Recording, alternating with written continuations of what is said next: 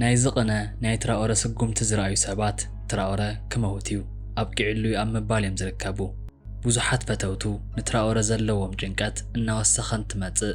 ኣብ ዝቕነ ድማ ኣብ ሩስያ ኣብ ናይ ግሬት ፓትሪዮቲክ ዋር መበል 80 ዓመት ተረኺቡ ኣብ ዝሃቦ ቃለ ምሕተት ድማ እዚ ሰብ ኮይኑዎ ምሟቱ ይዘብልን ዝኾነ ይኹን ኣፍሪቃዊ በዚ ልክዕ ኣይተዳፈሮምን እዩ።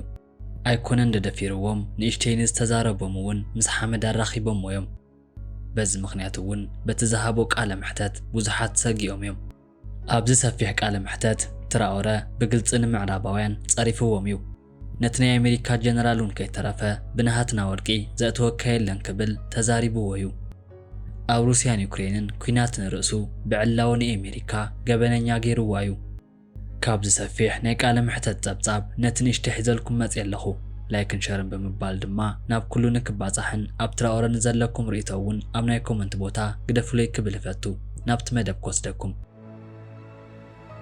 እዛ ጋዜጠኛ ናይ ክብሪ ጋሻይ ናብ ስፑትኒክ ኣፍሪካ እንኳን ብዳሕና መጻኻ ዕድሞትና ስለተቐበልካዮ እውን ኣዝየ ዘመስግን ነቲ ትካልና እውን ዓብ ክብሪ እዩ ክትብል ነቲ ኣብ ፊታ ተቐመጠ ጸሊም ኣቤታዊ ሰብ ክብሪ ብምሃብ ናብቲ መደባ ተኣቱ። Votre Excellence, bienvenue à Sputnik Afrique et merci beaucoup d'avoir...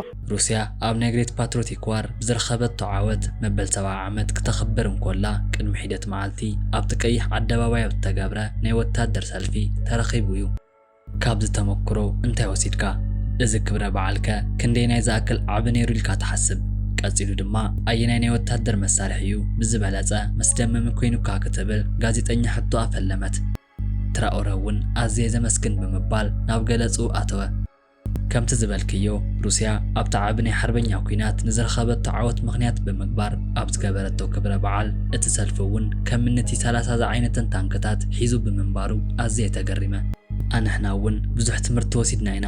ሩስያ ካብቲ ዓብ ኩናት ክሳብ ሕጂ ግዜ ኣብ ናይ ወታደራዊ ዘርፊ ብቴክኖሎጂ ክንደይ ናይ ዝኣክል ከም ዝዓበየት ክዕዘብ ገይሩኒ እዩ ኢሉ ነቲ ሕቶ እንትምልሶ እታ ጋዜጠኛ ድማ ካብኡ ስዒባ ክቡር ፕሬዚደንት ነቲ ናይ ፕሬዚደንት ፑቲን ዕድሞት መልሲ ምሃብን ኣብዚ በዓል ንሩስያ ምክልኻልካ ንምንታይ ኣድላይ ኮይኑ ክትብል ምስ ሓተተቶ ትራኦረ እውን ንዓይ ኣድለይቲ ዝኾኑ ብዙሓት ምኽንያት ኣለዉ። ብፈለማ ናይ ፍትወት ሃገር ዕድሞት ክኸውን እንከሎ ሎሚ ሩስያ ምስ ቡርኪና ፋሶ ብቐረባ እናሰርሓ ስለ ዘለዋ ኣብ ጎኒ ሩስያ እውን ህዝብና ክኸውን ናይ ግድን እዩ። እቲ ካልኣይ ድማ ኣብዚ ኩናት ውሽጢ ኣቦታትና ንናዚዝምን ብምቅዋም ኣብ ናይ ኤውሮጳ ናጽነት እጃሞም ገይሮም እዮም። እዚ ማለት እውን ናይ ሓባር ታሪኽ ክህልወና ዝገብር እዩ። ስለዚ እውን ኣብ ከምዚኦም ዓይነት በዓል ውሽጢ ነዚ ምኽባር ኣድላይ እዩ። እቲ ሳልሳይ ሩስያ ምስ ቡርኪና ፋሶ ኣብዚ ሎሚ ኣብ ተመሳሳሊ ቃልሲ ውሽጢ እየን ዝርከባ። ሕጂ ንነብሮ ህይወት ኣብ ሓደ ገለልተኛ ዝኾነ ዓለም ውሽጢ ኢለ እየ ዝኣምን። ንሕና ግና ወገንተኛ ዘይኮነ ናይ ናጽነት ናይ ሰላምን ዝኾነት ሃገር ንካልእ ሃገር ከመይ ክትከውን ከም ዘለዋ ዘይትሕንፅጸሉ ዓለም እዩ ዝምነ። ሩስያ እውን ነዚ ዒላማ ብትግሃት እናሰርሐት እያ። ኣንሕና እውን ንኽገዝኡናን ክቆጻጸሩናን ዝደልዩ ኢምፔሪያሊስታት ኣብ ተመሳሳሊ ቃልሲ ውሽጢ ስለ ዝኾንና ናይ ሓባር ኣለና እዩ። ስለዚ እውን ኣብዚ በዓል ንናይ ሩስያ ህዝቢ ምክልኻል ኣድላይ ኮይኑ ረኺበዮ እየ ኢሉ ምስ ዝምልሰላ ኣስዒባ እዛ ጋዜጠኛ ክቡር ፕሬዚደንት ካብ ግዜ ናብ ግዜ እናወሰኹ ዝርከቡ ናይ ኣፍሪቃ ሃገራት ላዕላውነት እናተጸበዩን ናይ ምዕራባውያን ሃገራት ወታደራት ካብ ግዛኣቶም ንኽወጽሎም እናሓተቱ እዮም። ንኣብነት ናይ ቀረባ ግዜ ቻድ፣ ሴኔጋልን ኣይቨሪ ኮስትን ተመሳሳሊ ሕቶታት ኣቕሪበን እየን። ብናሃትካ ረኣያ ምዕራባውያን ምስ ኣፍሪቃ ዘለዎም ረኽቢ ኣበይ ተጋገዩ ይመስለካ ክትብል ሕቶ ኣተቕርበሉ። ትራኦረ እውን እሞዳ ኣነ ዝፈልጦ ናይ ባዕልና ጥራዩ ኣብ ኩናት ውሽጢ ኢና ነርና። ምስ ምዕራባውያን ወታደራት እውን ሓቢርና ጸኒሕና ኢና። ስለዚ እውን እቲ ተፈጥረ ነገር ተዓዚብና ኢና። ካብቶም ወታደራት ድማ ንክንፈላለ ወሲና ኢና። ምክንያቱ እውን ጠሪሾም ነቲ ጸገም ይዕብይዎ እምበሪ ምስቲ ቃልስና ይሰማምዑን። ብዛዕባ ካልኦት ሃገራት ክዛረብ ኣይክእልን። ምክንያቱ እውን ንናቶም ውሳነ ወሲኖም እዮም። ኮይኑ ግን ሓደ ነገር ርግጸኛ ኮይነ ክዛረብ ዝኽእል ናይ ካልእ ሃገር ጦር ኣብ መሬትካ ተቐሚጡን ክትገብሮ ዘለካ ነገር እናወሰነልካ ብዛዕባ ላዕላውነት ክትዛረብ ኣይትኽእልን። ናይ ሓደ ሃገር ኢኮኖሚ ምህሮን ብሓፈሻ ድማ ኣብቲ ወታደር ተመርኮሰ እዩ። ሕድሕድ ሃገር ሉዓላውን ናጻን ንምዃን ናይ ርእሱ ጦር ከዕቢ ዘለዎ ኢሉ እውን ንሕና ናገበርናዮ ዘለና እዚ ጥራይ እዩ። ናይ ሶቪየት ጦር ስታቲክስ እቲ ሰኣንዎ ናይ ተባዕታይ ቁጽሪ እንተርኢናዮ ብዙሕ እኳ እንተኾነ ድሕሪ ኩናት ግና ኣዝዮም ጽንኩራት ኮይኖም መጽኦም እዮም። ኣብዚ ሕጂ ከም ናይ ሩስያ ዓይነት ናይ ጦር መሳርሒ ዝወነነ የለን እዩ። ስለዚ እውን ንሕና ካብቲ ኩናት ክንመሃር እዩ ዘለና።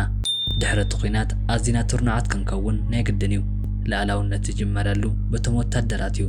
ትርንዕ ጦር እንተለካ እቶም ካልኦት ዘርፊ ብቁልጡፍ ከዓብዩ ይኽእሉ እዮም ስለዚ እውን ክብሎ ዝኽእል ቡርኪና ፋሶ ካብቲ ናይ ምዕራባውያን ጦር ንኽትፍለ ዝገበራ እዚ ጥራዩ ኢሉ እንትምልሰላ እዛ ጋዜጠኛ እውን ኣስዒባ እሺ ካልእ እቲ ቀንዲ ጉዳይ ናይ ዩክሬን ጉዳዩ ሩስያ ብዘይ ገለ ኩነት ንምድርዳር ድልውቲ እየ ኢላ እያ በቲ ሓደ ገጽ ድማ ዩክሬን ገደብ ዘይብሉ ረቑሓታት እናገበረት እያ ኬቭ ኣብ ሳሕል ውሽጢ ንገበርቲ ራዕዲ ተበረታትዕ እያ እስከ ብናሃትካ ረኣያኸ ክቡር ፕሬዚደንት ንናይ ክልቲኦም ሃገራት ሰላም ዘይደሊ መን ኢልካ ትሓስብ ብምባል ሕቶኣት እንተቐርብ ትራውረ ድማ ቅድሚ ሕጂ ፕሬዚደንት ኤርዶጋን ንዝርርብ ዘብቅዕ ኩነታት ፈጢሮም እዮም ኢለ ዝሓስብ ኣብኡ እውን ክልቲኦም ፕሬዚደንታት ተራኺቦም እዮም ገና ናይቲ ኦፕሬሽን መጀመርታ እዩ ነይሩ ናብ ሰላም ከም ዘምርሕ መሳርሕታት እውን ጸጥታ ከም ዝዓስሎምን ኩሉ ሰብ ናብቲ ሰናይ ተግባር ከም ዝምለስ ተስፋ ጌርና ጸኒሕና ኢና ኮይኑ ግና ንናይ ዩክሬን ፕሬዚደንት ንከየቕበልዎ ተዛረብዎም ምዕራባውያን እዮም ነይሮም ክብል መልሲ ሂብዋ እዩ ንሳ እውን ነዚ ነገር ብቐረባ ርሕቐት ተዓዚብናዮ ኢና ኣብ መወዳእታኸ እንታይ ይስዒቡ le plus impressionné. D'accord, merci beaucoup. Comme vous l'avez situé. ቅጽል ኣቢሉ ድማ እሞዳኣ ዝኹሉ ኣብ ናይ ምትላል ሰርክል ውሽጢ እዩ ዝኣቱ ኢሉ ዝሓስብ ንሳቶም እውን ከም ዝተታለሉ የዛምን እንተዘይኮይኑ ግና ናይ ሩስያን ዩክሬን ህዝብታት ሓደ እዋን ናይ ሶቪየት ሕብረት ኣካል ዝነበሩን የሕዋት ህዝቢ እዮም ጽልኢቶም እውን ሩዞፎብያ ናብዚ ህዝቢ መንጎ ከመይ ከዓቢ ክኢሉ ዝብል እዩ እቲ ኩነት ተጀመረሉ ኣብ 2022 ኣይኮነን ኣብ 2014 እዩ እዚ ብዙሓት ሰባት ክፈልጥዎ ዘይክእሉ ሓቂ እዩ ወይ እውን ሓደ በቐሊሉ ንምቕባል ዘፍቅዱ ስለዘይኮነ እዩ ኮይኑ ግና ኩሉ ተጀመረሉ ኣብ 2014 ዋላ እኳ እንተኾነ ኣብዚ ሕጂ ሰባት ሰንቢዶም እዮም ኢሉ እውን ንሩስያ እዮም ዝወቕሱ ኮይኑ ግና ኣብ 2014 ሩስኛ ተዛረብቲ ሲቪላት እንትረሙ መን ድምፂ ውፅኡ ተዛረበሉ እቶም ምስልታት ሕጂ እውን ኣለዉ ሰባት ኣብ ገዛ ውሽጢ ተዓፅዮም ምስ ህይወቶም ተቃፂሎም እዮም ናይዚ ምስላዊ መረዳእታ እውን ኣሎ እዩ ኮይኑ ግና ዝኾነ ስጉምቲ ተወሰደን እዩ ኣብዚ ኩሉ ግዜ ተታሊሎም እዮም ኢሉ እውን ሕጂ እቲ ሓቂ ግልጽ እዩ እቲ ዝሃብዎ ሓገዝ ኩሉ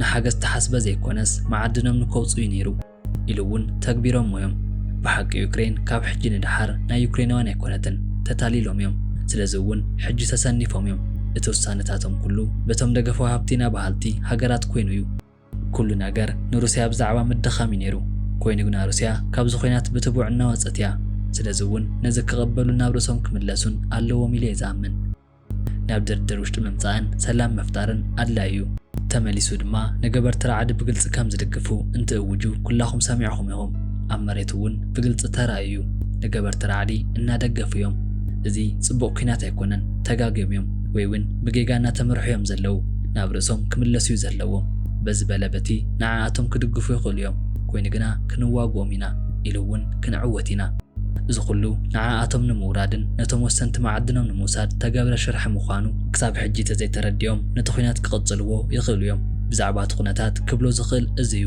ሕድሕድ ሃገር ክርድኦ እዩ ዘለዎ ናብ ኩናት ውሽጢ ብዘእቱ ነገር ኣይትታለሉ ክብሎ ዝኽእል እውን ነዚ ጥራይ ብምባል መሊሱ እዩ እዛ ጋዜጠኛ ድማ ኣዝየ ዘመስግን ክቡር ፕሬዚደንት ኣብዚ ሕጂ ኣብ ቀረባ ግዜ ናይ ኣፍሪካ ኣዛዚ ንናይ ኣሜሪካ ሴኔት ኣብ ዝገበርዎ ርእይቶ ንመንግስቶም ጽኑዕ መልሲ ሂቡ እዩ ኣብ ናይ ቡርኪና ፋሶ ላዕላዊ ሕርያታት ዝተመስረቱ ክስቴታ ኣወጊዞም እዮም ብፍላይ እውን ምስ ሩስያ ብዛዕባ ዘለኩም ረኽቢ ናትኩም ምትሕብባርን ደገፍን ኣብ ዋሽንግተን ንዝሓቱ እንታይ መልሲ ኢኹም ትህቡ ስዒቡ እውን ነዚ ዓይነት ዝርርብ ኣብ ግምት ውሽጢ ብምእታው ናይ ቡርኪና ፋሶ ገጽታ ኣብ ዓለም ለኸ ደረጃ ከመይ ክትከላኸልዎ ሓሲብኩም ብምባል ምስ ተሓቶ ትራውረ ቀፂሉ በዚ በለበቲ ምስ ዝኾነ ይኹን ሃገር ረኽቢ ምምስራት ከም እንደሊ ናይ ምውሳን ናጽነት ኣለና እዩ ናጽነት ማለት እዚ እዩ ስለዚ እውን ኣብዚ ጉዳይ ዝደለይዎ ምሕሳብ ይኽእሉ እዮም እዚ ምትሕብባር ናይ ሓባር ጥቕሚ ክሳብ ዘለዎ ግዜ ናብ ኩሉ ክንከይድ ኢና ነትርኢቶ ከም ዝፀራሕክዮ ብናይ ወፃኢ ጉዳይ ሚኒስተር ገጽ ዕላዊ ተቃውሞ ቀሪቡ እዩ ኮይኑ ግና ምስቲ ጀነራል እንታይ ከም እተፈጥረ ብልክዕ ትፈልጦ ነገር የለን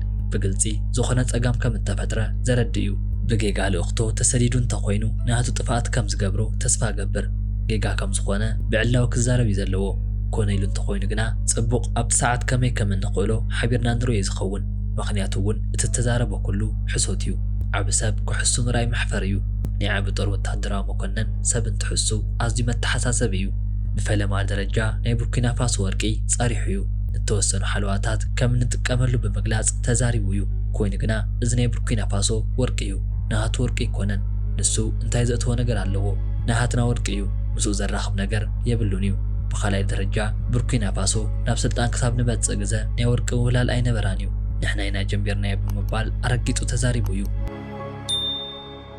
ክቡራት ቤተሰብ ንስኹም ከ ትራኦረ ነዛ ግዜ ሓልፋ ዶ ይመስለኩም ዋላስ ንምውፅኡ ከቢድ እዩ ትብሉ ርእይቶኹም ኣብ ናይ ኮመንት ቦታ ግደፍለይ